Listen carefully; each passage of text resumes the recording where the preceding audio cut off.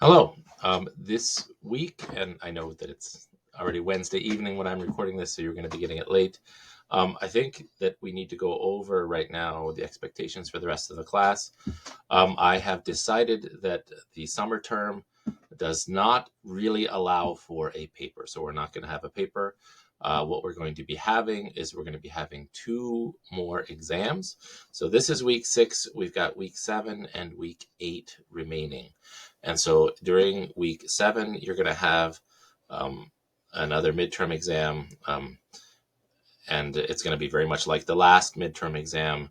And then during week 8 at the end, you'll have the final exam that we'll be doing. We'll be reviewing everything during week 8. This week, we're going to be covering utilitarianism. My plan is to get a lecture up this evening and get a lecture up also tomorrow evening. You are reading the section this week in your textbook. We're back to the textbook on John Stuart Mill.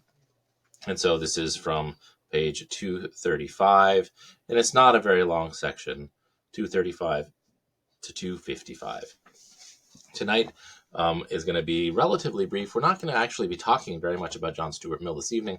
Instead, we're going to be talking about Jeremy Bentham. So Jeremy Bentham was a thinker of the Enlightenment period.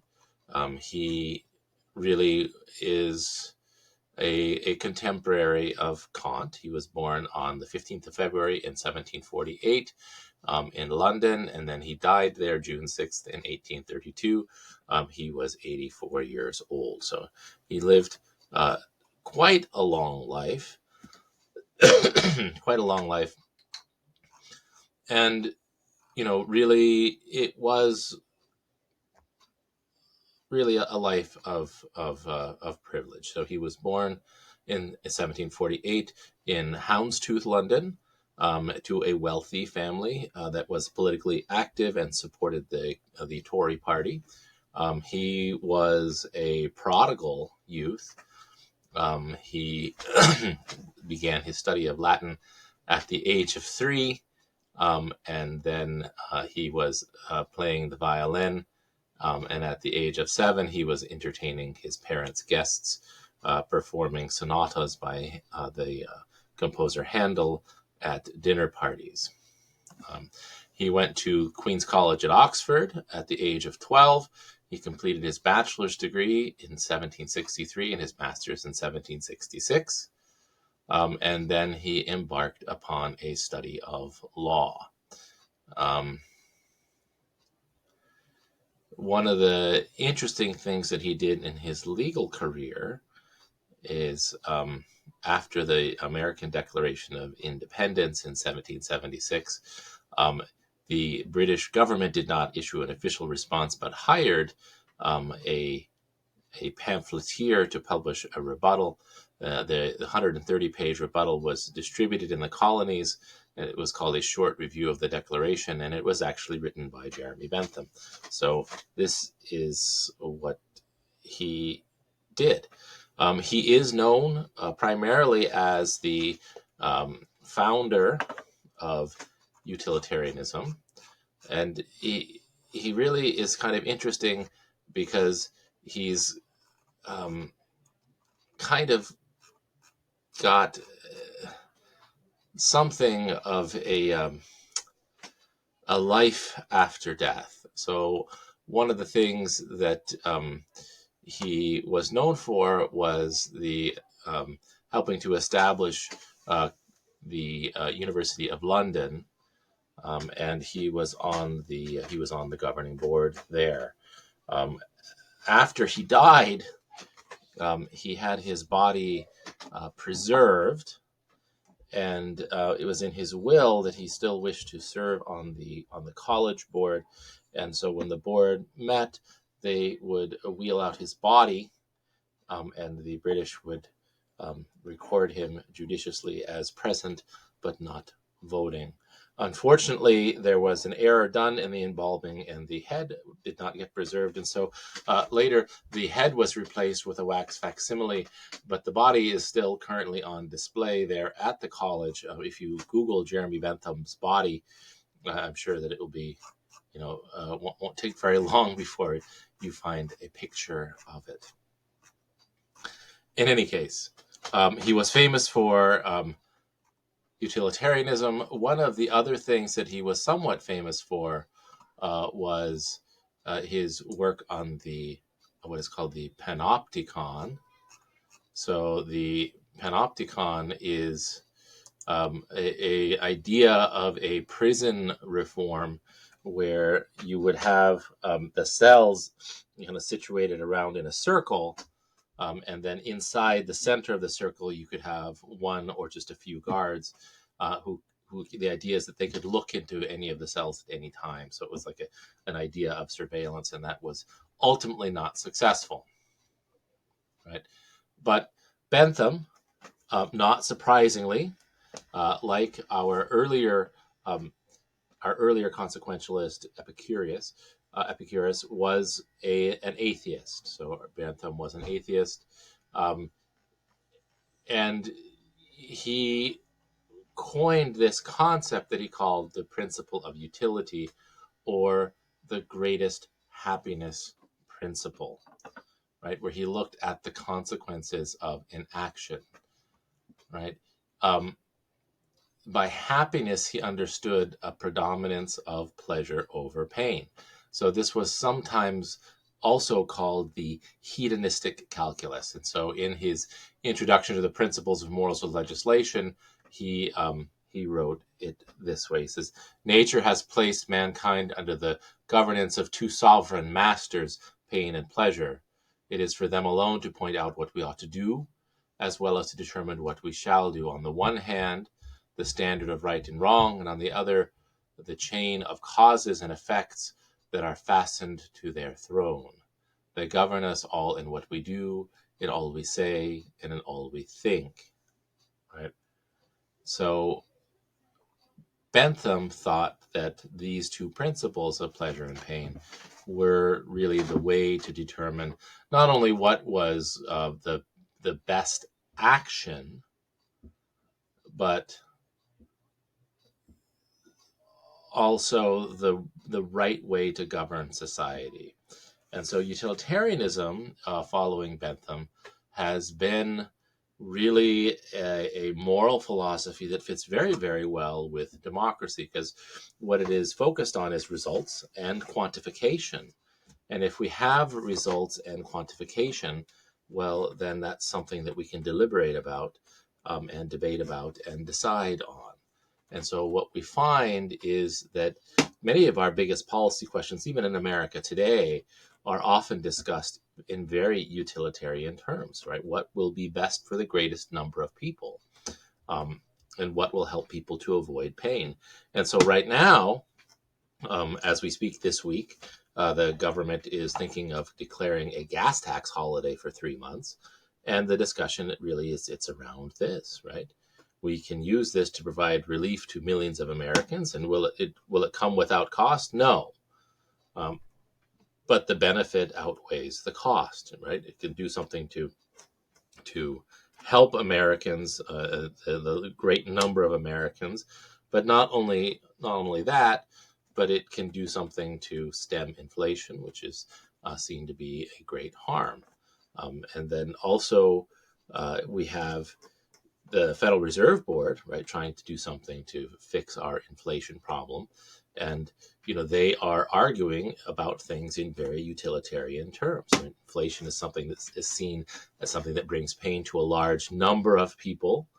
But the cure for inflation, which is raising interest rates, may bring a recession, and that might bring some unemployment. And what they're actually doing is balancing the good that reduced inflation would bring to a large number of people against the harm that a recession might cause to a relatively smaller number of people.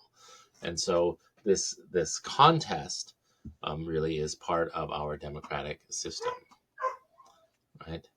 Um, so the philosophy of utilitarianism is that the greatest happiness of the greatest number, really, this is how um, we can determine what's right and what's wrong, right? So Bentham, um, systematized thing, and we don't really need to get into his system. But he actually classified pleasures and pains. He had 12 pains and 14 pleasures. And we could use those to kind of test the happiness factor of any pleasure. Um, and this provided a basic framework for social interaction. Um, and it kind of, was able to help people to understand what was good and what was evil. This, of course, is not um, without criticisms, right? So immediately criticisms come that you could have really a tyranny of the majority, and then sometimes higher pleasures um, might not count the same. We might end up with a system and a society that elevated very kind of base animalistic, hedonistic desires, and that might not be something that people find to be terribly good, right? And so it's been criticized um, a lot, a lot, um, especially since the it came out in the Age of the Enlightenment, when Europe was kind of um, well, let's just say it this way. There were two moral philosophies that came out of the Age of Enlightenment. One was deontology, which we had just studied, that came from the mind of Immanuel Kant. And the other one was utilitarianism, which came from the mind of Jeremy Bentham. And they are really diametrically opposed to one another. We talked at length about how, for Kant, the moral worth of an action it doesn't have anything to do with its consequences. The moral worth of an action is something that um, is known only through experience, right? Not the moral worth, I'm sorry. The consequences of an action are something that are known only through experience, and the moral worth of an action has to be evident a priori, outside of experience or prior to experience. And so this is what determines the goodness or badness of any act, is not what it means for the world, but what it means in terms of and in relation to our duty. And then this was opposed by the other moral philosophy that came out of the Age of Enlightenment, which is utilitarianism, which says that motives really aren't what's important. Duty really isn't what's important. What's important is what happens in the actual world. And what's important is how what we do affects the communities that we live in. And so everything for Jeremy Bentham is consequence, and nothing for Immanuel Kant is consequence. So the Kantians always oppose utilitarian analyses. And it's not just the Kantians. The virtue ethicists are also highly opposed to the utilitarians, and it might seem like they have something in common, right? Um, Virtue ethicists are concerned with consequences, right? And the whole point of their philosophy is for the virtuous man to achieve, blessed happiness or eudaimonia. But if we look at how virtue ethics developed with the virtues of temperance and prudence and justice and fortitude, utilitarianism doesn't speak to those very much. Those virtues are good insofar as they promote the general happiness. But the virtue ethicist is going to be concerned that the utilitarian's not going to have much of a place for temperance, for example. Where is the place for self-restraint if all you're concerned about is doing a hedonistic calculus? And if you're doing a hedonistic calculus, aren't you then going to just end up with hedonists? Okay, this is the criticism. And what's the problem with hedonists, you might ask? Well, it's that nobody wants to live there, right? Nobody wants to live there. That'd be like living in the Rome of Nero. Um, or like growing up in a brothel or something like that. That's not a place that people find desirable. And it seems to be the direction in which utilitarianism points. So we are going to get a little bit into Kant tonight, because this very criticism is what our reading we're going to get a little bit into Mill tonight, because this very criticism is what our reading on Mill is designed to address. And so if we take a look at Mill, what we will find is already in the introduction to Mill on page 225 that Jeremy Bentham was good friends with the father of John Stuart Mill, a man named James Mill, and was very involved in the education and upbringing of John Stuart Mill. So Jeremy Bentham and James Mill conspired to educate John Stuart Mill in the right way. And we learned things there, and this is on page 225 of our book, right? That John Stuart Mill was learning Greek by the age of 3 and reading Plato before he was 10. At 12, he studied Aristotelian and scholastic logic. By his early teens, he was absorbing the works of Adam Smith and David Ricardo. When he turned 14, Mill went to live in France with Jeremy Bentham's brother, Sir Samuel Bentham. And there Mill, who was fluent in French, studied chemistry, zoology, and advanced mathematics. Right?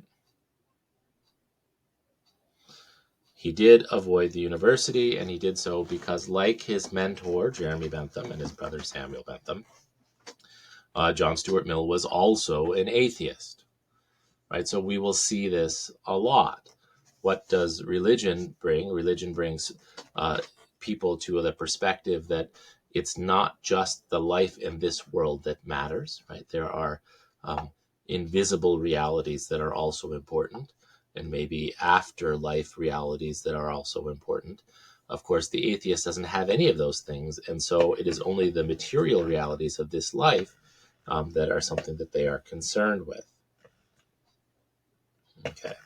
So Mill went on to publish extensively. He was also an early feminist. He wrote several books. His most famous isn't this one. His most famous is probably On Liberty, which is a defense of classical liberalism. The second most famous is probably this one on utilitarianism. The third most famous is A Vindication of the Rights of Women. So he really was an early feminist, and that is to his credit. The section that we're going to read in our textbook is from his book on utilitarianism, and it is a defense of this question of why utilitarianism is not a hedonism, and why the world envisioned by utilitarians really doesn't look like just a big drunken frat party. Because that's something that they need to address. And so this lecture is very short. We will do another lecture tomorrow evening, probably of similar length. The material on utilitarianism is not that difficult or complex. And then that will probably be it for this week. I will get the next midterm exam up relatively quickly, and we will proceed to get to the end of our summer term.